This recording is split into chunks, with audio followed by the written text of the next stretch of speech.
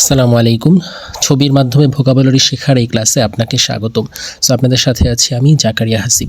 আজকে আমরা যে শব্দটা শিখব এই শব্দটার উচ্চারণ হচ্ছে ফ্রজিউল্যান্ট। ফ্রজিউল্যান্ট এটা একটা অ্যাডজেক্টিভ। সো আমরা যদি একটু ছবির মাধ্যমে একটু খেয়াল করি বা এই শব্দটা বোঝার চেষ্টা করি, আমরা দেখতে পাচ্ছি যে এখানে একজন ছিনতাইকারী একটা মানুষের ব্যাগ ধরে টান দিতে চাচ্ছে। মানে হচ্ছে সে তার সাথে প্রতারণাপূর্ণ কোনো কাজ করতে চাচ্ছে।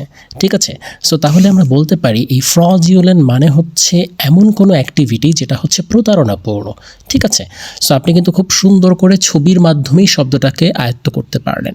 এবার আমরা যদি বাম পাশে খেয়াল করি যে অর্থটা দেওয়া আছে যে প্রতারণাপূর্ণ, আমরা কিন্তু চাইলে এভাবেও শিখতে পারি যে ফ্রড মানে প্রতারক ব্যক্তি, তাহলে ফ্রড ব্যক্তির কাজই হচ্ছে ফ্রজিউলেন্ট।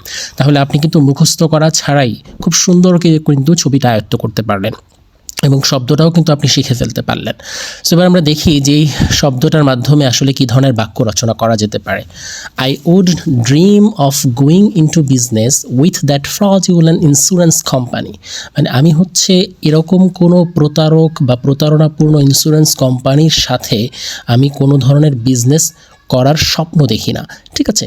সো আরও একটা বাক্য দেওয়া আছে। এবার আমরা দেখি যে এই শব্দটা দিয়ে আসলে কী ধরনের সিনোনিম এবং অ্যান্টোনিম দেওয়া যেতে পারে। সো আমরা দেখতে পাচ্ছি এখানে দেওয়া আছে সিনোনিম ডিসেপটিভ এবং অ্যান্টোনিম দেওয়া আছে অনেস্ট অথবা জেনুইন। ঠিক আছে? সো এখন আপনাদের কাজ হচ্ছে যে এই শব্দটা নিয়ে ফার্স্টে হচ্ছে দুটো বাক্য রচনা করা কমেন্টে। তাহলে আপনার যেটা হবে যে আপনার শব্দটা কিন্তু এখানেই আয়ত্ত হয়ে যাবে। এরপরে হচ্ছে আপনি ডিকশনারি থেকে বা গুগল থেকে আপনি যেভাবে হোক না কেন এই শব্দটা দিয়ে আরও কিছু সিনোনিম খুঁজে বের করেন। আমি যে দুইটা দিয়েছি এর বাইরে আর কি সিনোনিম হতে পারে, আর কি অ্যান্টোনিম হতে পারে, এটা একটু আপনি লিখে ফেলেন। তাহলে কিন্তু শব্দটা আপনার ক্লাসের মধ্যে বসে আয়ত্ত হয়ে যাবে। সবাই ভালো থাকবেন।